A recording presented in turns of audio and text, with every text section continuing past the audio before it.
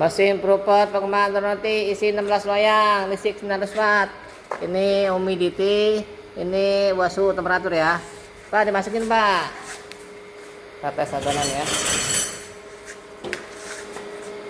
Ya, karetnya masih bagus.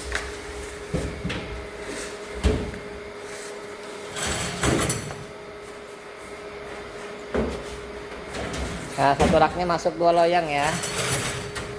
Mantap.